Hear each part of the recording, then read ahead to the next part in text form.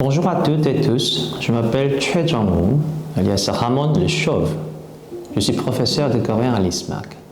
Dans cette vidéo, je voudrais raconter une histoire récente sur les mouvements féministes en Corée et je voudrais vous présenter un roman coréen sur la vie des femmes dans la société coréenne.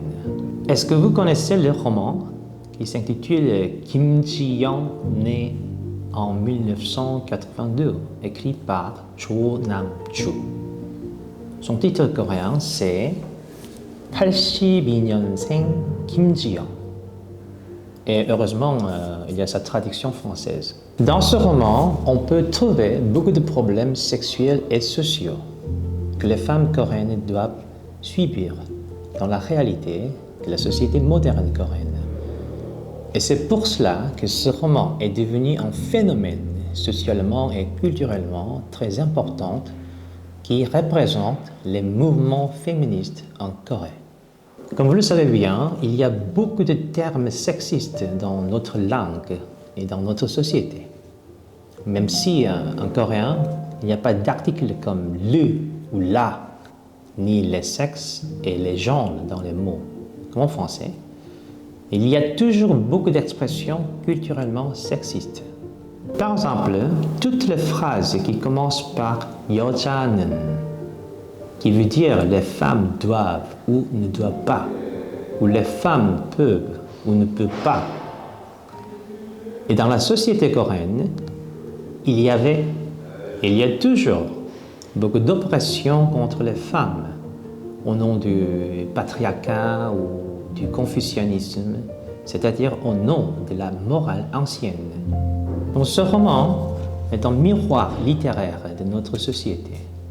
Donc, je pense qu'à travers ce roman, on peut lire les situations et on peut repenser les solutions pour résoudre beaucoup de problèmes sexistes dans les sociétés coréennes et françaises aussi. Si jamais on peut appeler ce courant du féminisme une révolution, ce n'est pas parce qu'il essaye de prendre un grand pouvoir politique, mais c'est plutôt parce qu'il essaye de changer beaucoup de choses d'injustes dans notre vie quotidienne. Faire place aux voix des femmes dans les langues et dans la littérature, ce n'est pas seulement un problème des femmes, mais au sens plus large, c'est plutôt une nouvelle politique pour retrouver les voix des sans-voix et pour réinventer les parts des sans-parts. Parce que le féminisme, par exemple, le mouvement social comme #MeToo ou #Balance ton porc, c'est un mouvement universel, non seulement pour les droits des femmes, mais aussi pour l'émancipation de tous les humains. Exactement comme l'antiracisme l'est.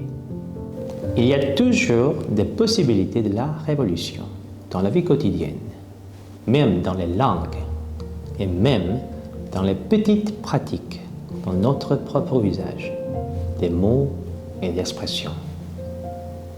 Merci beaucoup. 감사합니다. À bientôt à la prochaine vidéo.